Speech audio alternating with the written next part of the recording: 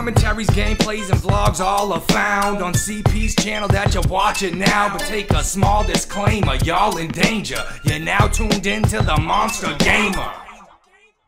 Alright guys, what's going on? CP the Monster Gamer. Again with my boy, we're going to be talking about E3, the entire show. Siggy, say what's up.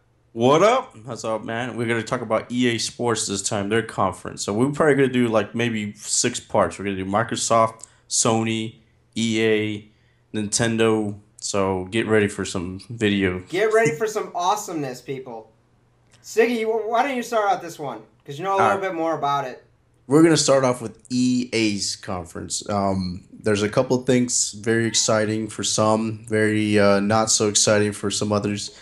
Probably the one thing we should be starting off first is Battlefield 3. Obviously, that's EA's flagship game. They did announce...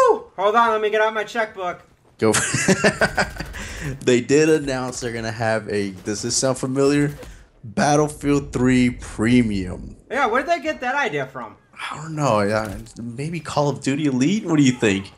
Oh, that's the same thing. That's $50 too, right? And then, of course, what does that mean? Oh, they had the whole thing. Oh, all these old maps. Oh, man, you get more guns.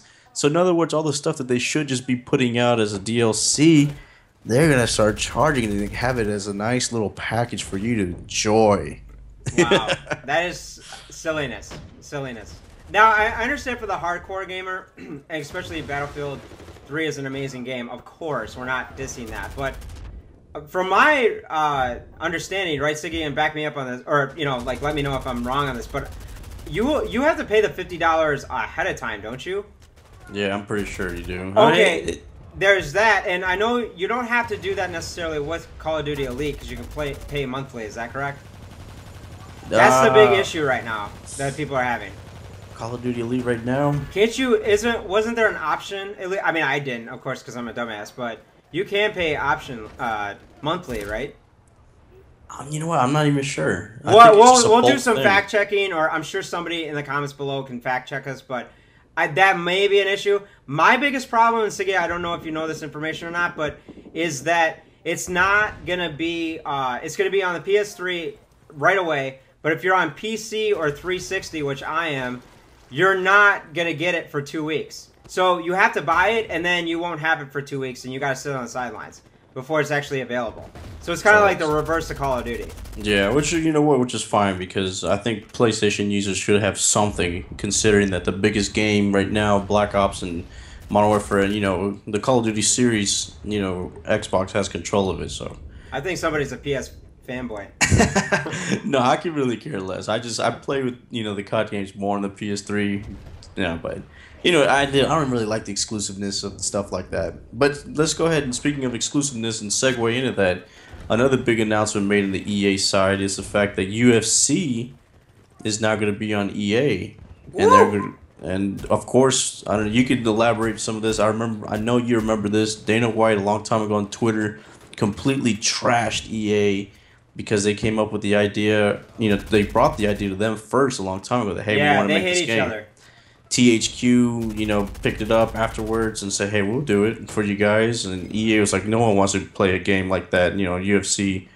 And obviously, and everybody did want to play it. And now, obviously, ESA got it back. THQ lost the license. What do you think about that? Well, we all know that THQ is not doing well financially, or for those of you guys who don't know, they're not. And I'm not going to get into the stock market, but Siggy, you know more about that than I do. But they're a mess right now as a company. And so, obviously, that's probably why they lost their license. And Dana White is actually somewhat probably eating some crow, and so is EA. And I think that's a really good thing, because EA, as we know, has Madden and every other sports franchise ever. So, or I guess except for basketball, right? They still have it, but they're not doing very well with that. But anyways, long story short, I really think it's a good thing. I'm a huge, as you are, I'm a huge UFC fan, and I actually think it could be a good thing.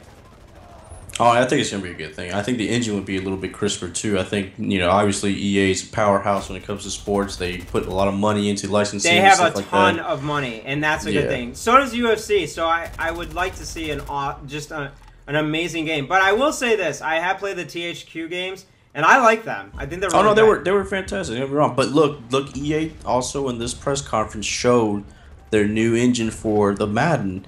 And can you imagine, putting their new engine into a game like UFC where you can, where you can pin people's arms and just, a whole bunch, because let's face it, the THQ, while it's very fluid, don't get me wrong, there's still some boxiness to it.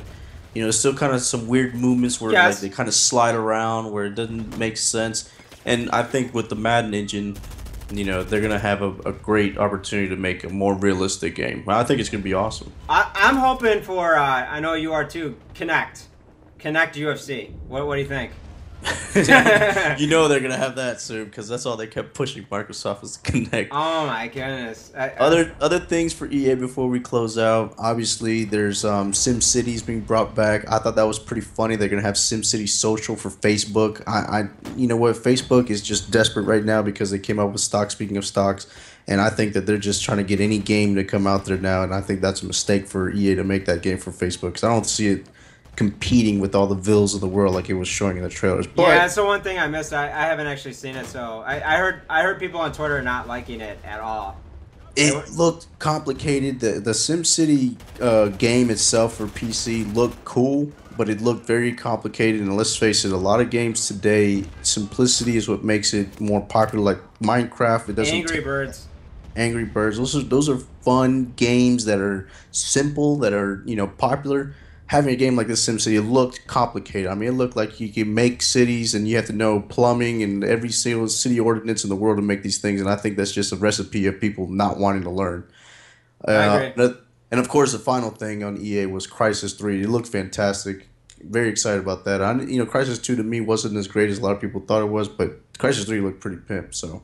Crysis 3 is amazing, dude. I mean, we don't need to get into that, but the graphics are insane. Yep. It's a beast. So that was pretty much it on the EA stuff. All right, man. Well, let's close it out then. Never eat soggy waffles, Siggy. Never eat soggy waffles. And next we'll talk about Sony. That's going to be later on today. Yeah. Peace, guys. Hope Peace. you guys enjoyed. Leave your comments on what you think of EA and E3. Peace. Later.